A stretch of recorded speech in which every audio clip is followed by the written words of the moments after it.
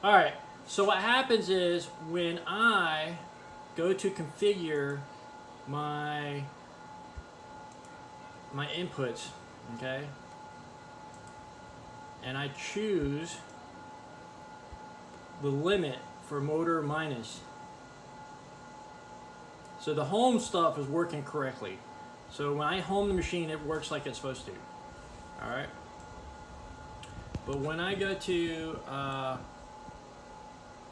do this, the controller port 1 pin 3, this is going to be my Z limit. I hit apply, hit OK.